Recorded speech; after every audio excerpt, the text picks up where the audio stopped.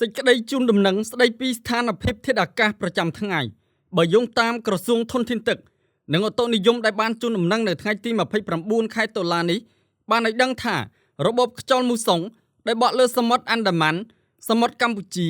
អាងទន្លេមេគង្គសមុទ្រចិនខាងត្បូងនិងលើព្រះរាជាណាចក្រកម្ពុជាបានថយឥទ្ធិពលដែលស្ថានភាពបែបនេះនឹងធ្វើចាប់ពីថ្ងៃទី29ដល់ទី31ខែតុលាឆ្នាំ2025មានលក្ខណៈដូចតទៅតំបន់វាលទំនាបសីតុណ្ហភាពមធ្យមអបបរមា21អង្សាសេនិងសីតុណ្ហភាពមធ្យមអតិបរមា28អង្សាសេខ្យល់បក់ពីទិសបូរនិងអាគ្នេយ៍មានល្បឿនមធ្យម2ម៉ែត្រក្នុង1វិនាទីបណ្ដាលឲ្យខេត្តបន្ទាយមានជ័យបាត់ដំបងពោធិ៍សាត់កំពង់ឆ្នាំងសៀមរាបកំពង់ធំកំពង់ចាមត្បូងឃ្មុំព្រៃវែងកណ្ដាលតាកែវស្វាយរៀងនិងភ្នំពេញអាចមានភ្លៀងធ្លាក់លាយឡំជាមួយផ្គររន្ទះនិងខ្យល់កន្ត្រាក់គ្រប់ដណ្ដប់លើផ្ទៃដី 20% តំបន់ខ្ពង់រាបសីតុណ្ហភាពមធ្យមអបបរមា21អង្សាសេ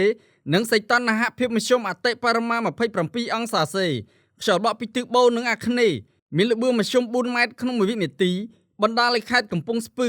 ប៉ៃលិនឧត្តរមានជ័យព្រះវិហារក្រចេះស្ទឹងត្រែងរតនគិរីមណ្ឌលគិរីជួរភ្នំដងរែកនិងតំបន់ជួរភ្នំក្រវាញអាចមានភ្លៀងធ្លាក់លាយឡំជាមួយផ្គររន្ទះនិងខ្យល់កន្ត្រាក់គ្រប់ដណ្ដប់លើផ្ទៃដី 20% តំបន់មាត់សមុទ្រសីតុណ្ហភាពមធ្យមអបបរមា21អង្សាសេនិងសីតុណ្ហភាពមធ្យមអតិបរមា28អង្សាសេខ្យល់បក់ពីទិសនិរតីនិងអាគ្នេយ៍មានល្បឿនមធ្យម3ម៉ែត្រក្នុង1វិនាទីបណ្ដាលឲ្យខេត្តកោះកុងព្រះសីហនុកំពតកែបនិងជួរភ្នំបូកគោអាចមានភ្លៀងធ្លាក់លាយឡំជាមួយផ្គររន្ទះនិងខ្យល់កន្ត្រាក់គ្រប់ដណ្ដប់លើផ្ទៃដី 30% រលកសមុទ្រមានកម្ពស់មធ្យមអបបរមា0ម៉ែត្រ